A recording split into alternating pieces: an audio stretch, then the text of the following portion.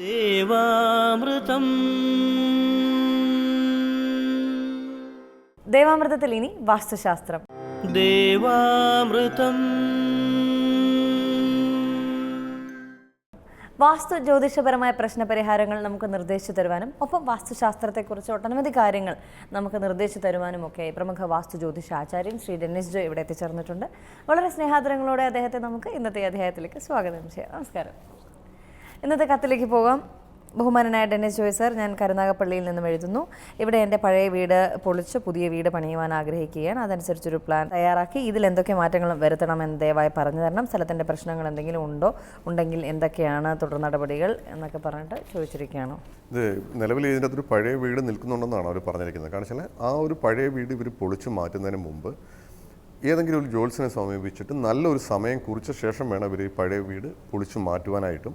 അതുപോലെ പഴയ വീട് പൊളിച്ച് മാറ്റുമ്പോൾ അതിൻ്റെ 4 മൂലയിൽ നിന്നുള്ള കല്ലുകൾ പൂർണ്ണമായിട്ട് മാറ്റി എടുത്തു എന്ന് ഉറപ്പ് വരുത്തിയ ശേഷം വേണം നമ്മളത് മൂടുവാനായിട്ടും. അതുപോലെ ഇതിൻ്റെ ഇപ്പോൾ എനിക്ക് തന്നിരിക്കുന്ന പ്ലാനിൽ ശരിക്കും നിൽക്കുന്നത് ഇത് മരണച്ചുട്ടിലാണ്. കാരണം ശരിക്കും ഇപ്പോൾ ഒരു 180 സെൻറ്റിമീറ്റർ കൂടി ഇവർ കൂട്ടിയെടുത്തെങ്കിൽ മാത്രമേ ഇത് ശരിക്കും ബാല്യത്തിലേക്ക് വരികയുള്ളൂ.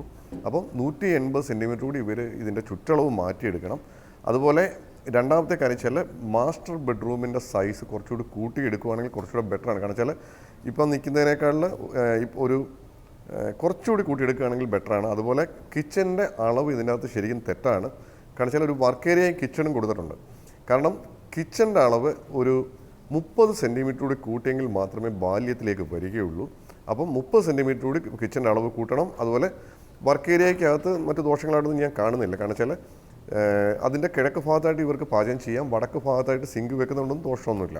കിച്ചൻ്റെ ചുറ്റളവ് കൃത്യമാക്കണം. അതുപോലെ മാസ്റ്റർ ബെഡ്റൂമിൻ്റെ അളവ് കുറച്ചുകൂടെ വലുതാക്കണം. അതുപോലെ ഇപ്പം ഇതിൻ്റെ കിഴക്ക് വടക്ക് ഭാഗം കട്ട് ചെയ്തിട്ടാണ് ഇവർ പ്ലാൻ വരച്ചിരിക്കുന്നത്. കാരണം വെച്ചാൽ ആ ഒരു ഭാഗത്തായിട്ട് കാർ പോർച്ചാണ് കൊടുത്തിരിക്കുന്നത്.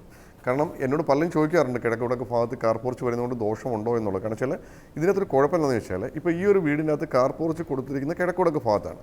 പക്ഷേ ഇതിൻ്റെ മൂലകളിൽ 2 തൂണുകൾ മാത്രമേ കൊടുത്തിട്ടുള്ളത് കൊണ്ട് ഒരിക്കലും ആ ഒരു ഭാഗത്ത് ഫൗണ്ടേഷൻ കണ്ടിന്യൂ ചെയ്തിട്ടില്ല. കാരണം കിഴക്ക് വടക്ക് ഭാഗത്തും നമുക്ക് ഫൗണ്ടേഷൻ കണ്ടിന്യൂ ചെയ്തില്ലെങ്കിൽ കിഴക്ക് വടക്ക് കോർണർ മിസ്സിങ് പോർഷനായിട്ടായിരിക്കും നമ്മുടെ കണക്കിലേക്ക് വരിക.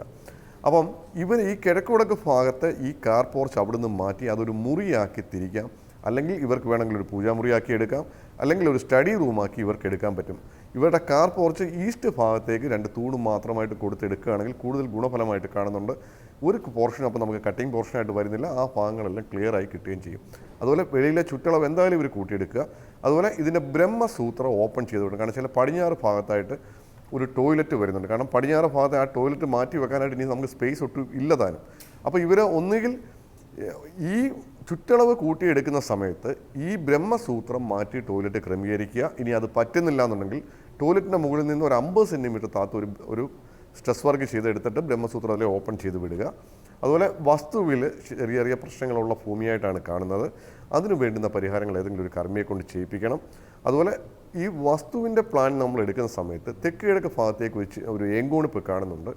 കാരണം ഈ ഒരു ഏങ്കോണിപ്പിൽ നമ്മൾ വീട് വെക്കുമ്പോൾ അങ്ങനെയുള്ളൊരു പ്ലോട്ടിൽ നമ്മൾ വീട് വെക്കുന്നത് നമുക്ക് ദോഷമാണ്. അതുകൊണ്ട് ഇവർ വീടെല്ലാം പൊളിച്ച ശേഷം നല്ലൊരു സമയം നോക്കി ഈ ഏങ്കോണിപ്പൂടി ഇവർ സ്ക്വയർ ചെയ്തെടുത്ത ശേഷം അതിനകത്ത് മാത്രമേ വീട് പണി സ്റ്റാർട്ട് ചെയ്യാൻ പാടുള്ളൂ. ഒരിക്കലും നമ്മളിങ്ങനെ ഒരു ഏങ്കോണിപ്പ് ഇട്ടുകൊണ്ടിരിക്കുന്നതുകൊണ്ട് നമുക്ക് ഗുണമൊന്നുമില്ല, ദോഷം മാത്രമേ ഉള്ളൂ. കാരണം നിലവിൽ ഇപ്പോൾ ഈ ഏങ്കോണിപ്പിൻ്റെ ദോഷങ്ങളൊക്കെ ഇപ്പോൾ ഇവർ അനുഭവിച്ചുകൊണ്ടിരിക്കുന്നതാണ്. കാരണം വെച്ചാൽ നിലവിൽ ഇതിനകത്തൊരു വീടുള്ളതാണ്.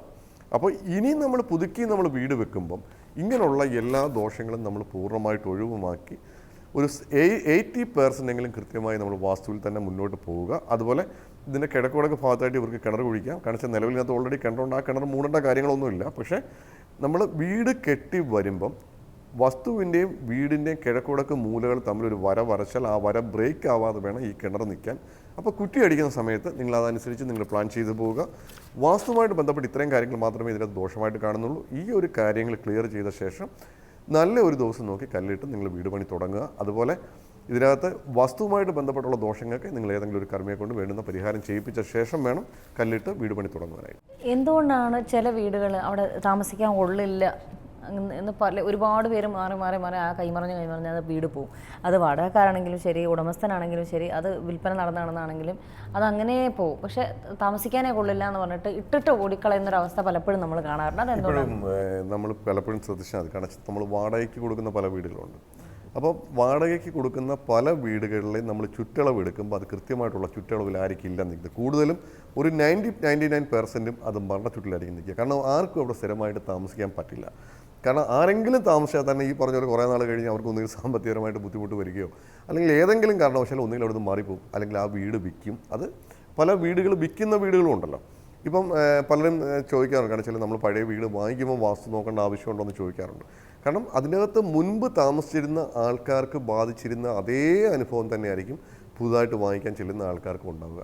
അപ്പോൾ ഒരിക്കലും നമ്മൾ പഴയ വീട് വാങ്ങിക്കേണ്ട എന്നൊരിക്കലും നമ്മൾ പറയുന്നില്ല. പക്ഷേ പഴയ വീട് നമ്മൾ വാങ്ങിക്കുമ്പം നിലവിൽ അതിനകത്ത് വാസ്തുവിൻ്റെ കംപ്ലയിൻ്റ് ഉണ്ടായിരുന്നു, അവരെ ബാധിച്ചിരുന്ന കംപ്ലയിൻറ്റ്. ആ ഒരു പ്രശ്നം നമ്മൾ സോൾവ് ചെയ്ത ശേഷം മാത്രമേ നമ്മൾ വാങ്ങിക്കാവൂ. ചില പ്രശ്നങ്ങളൊക്കെ വാസ്തുവുമായിട്ട് ബന്ധപ്പെട്ടുള്ള കംപ്ലയിൻ്റ് കൊണ്ടുണ്ടാകാം. പിന്നെ രണ്ടാമത്തെ ഒരു വിഷയം, ചില ഭൂമികൾ നമുക്ക് താമസിക്കാൻ അനുയോജ്യമല്ലാത്ത ചില ഭൂമികളുണ്ട്. കാരണം ചിലപ്പോൾ വെച്ചാരാധനയായിട്ട് ബന്ധപ്പെട്ടാവാം, ചിലപ്പോൾ മറ്റെന്തെങ്കിലുമൊക്കെ വിഷയങ്ങളുള്ള ഭൂമികളാവാം. അപ്പം ആ ഒരു ഭൂമിയിൽ നമുക്ക് സ്ഥിരമായിട്ട് താമസിക്കുമ്പം ചിലപ്പോൾ അതുമായിട്ട് ബന്ധപ്പെട്ടുള്ള പല വിഷയങ്ങളും ബാധിക്കാനുള്ള സാധ്യത കൂടുതലാണ്. കാരണം ചില വസ്തുക്കൾ നല്ല സാമ്പത്തിക അഭിവൃദ്ധിയിൽ നിന്ന് ഒരു വ്യക്തി ചില വസ്തുക്കൾ വാങ്ങിക്കുകയോ ചില വീടുകൾ വാങ്ങിക്കുകയോ ഒക്കെ ചെയ്യുന്നതോടുകൂടി അവർ അതപ്പതിച്ച് പോകുന്നതായിട്ട് കണ്ടുവരാറുണ്ട്. കാരണം വെച്ചാൽ അവർക്ക് ചിലപ്പോൾ നല്ല സമയമായിരിക്കാം, ചിലപ്പോൾ ഒരു സമയദോഷം കാണത്തില്ല. അവർ പലയിടത്തും നോക്കാറുണ്ടാവും, കാരണം എന്താണ് അവർക്ക് ബാധിച്ചിരിക്കുന്നത്. ചിലപ്പം അവർക്ക് വാസ്തുവിലോ അല്ലെങ്കിൽ ജ്യോതിഷത്തിലോ ഒന്നും വിശ്വാസമുള്ള വ്യക്തി ആവണമെന്നുമില്ല. പക്ഷേ ഇങ്ങനെയുള്ള കാര്യങ്ങളിലൊക്കെ പെട്ടുപോയാൽ നമുക്ക് പിന്നീടുള്ള കാര്യങ്ങൾ ഒരുപാട് ബുദ്ധിമുട്ടുണ്ടാക്കുന്നതാണ്. അതുകൊണ്ട് നമ്മളെപ്പോഴും നമ്മളൊരു സെക്കൻഡ് ഹാൻഡ് വീടോ അല്ലെങ്കിൽ ഒരു പുതിയ വസ്തുവോ വാങ്ങിക്കുമ്പം അതിൻ്റെ അകത്ത് എന്തെങ്കിലും ദോഷങ്ങളുണ്ടോ എന്ന് കൺഫേം ചെയ്ത് വാങ്ങിച്ചില്ലെന്നുണ്ടെങ്കിൽ ഈ പറഞ്ഞ പോലെ പിന്നീട് അതിനെ ഓർത്ത് ദുഃഖിക്കേണ്ടതായിട്ട് വരാറുണ്ട്. അതുപോലെ ചില മോശമായ വസ്തുക്കൾ ഒരാൾ വാങ്ങിച്ചാൽ ഇവരെത്ര ശ്രമിച്ചാലും ഈ വസ്തു വിറ്റ് പോകാൻ ബുദ്ധിമുട്ടായിട്ട് വരും. കാരണം അദ്ദേഹം വാങ്ങിച്ചു കഴിഞ്ഞാൽ അദ്ദേഹത്തിൻ്റെ കൂടെ തന്നെയായിരിക്കും. കാരണം വെച്ചാൽ ഒരിക്കലും അയാൾക്കത് വിൽക്കാൻ പറ്റാതെ കിടക്കുന്നതായിട്ട് പലപ്പോഴും കണ്ടുവരാറുണ്ട്. ഒരിക്കലും വാസ്തുവിലൊന്നും നമുക്ക് ഒരിക്കലും വിൽക്കാത്ത വസ്തു വിൽക്കാനായിട്ടുള്ള മാർഗ്ഗങ്ങളൊന്നുമില്ല.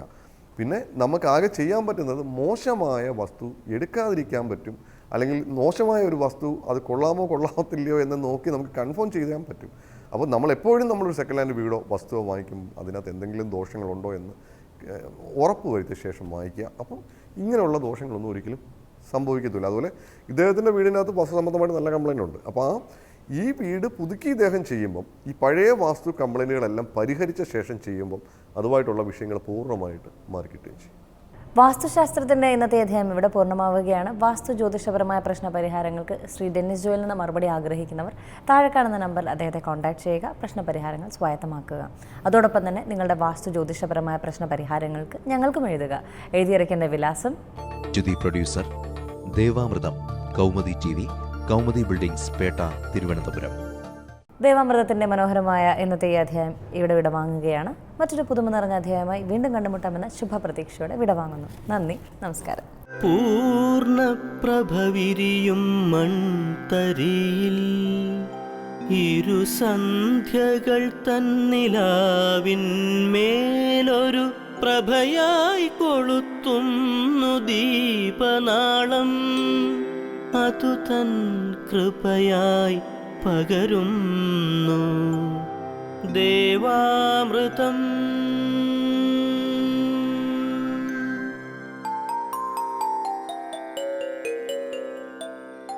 അറിയുന്നു നാം ഈ നിത്യ ചൈതന്യത്തെ, ഋതുക്കൾ പകർന്ന ഗുരുവര്യന്മാരിലൂടെ കാലങ്ങൾക്കിപ്പുറവും അണയാത്തൊരു നാളം കൃപയായി പകർത്തുന്നു ദേവാമൃതം.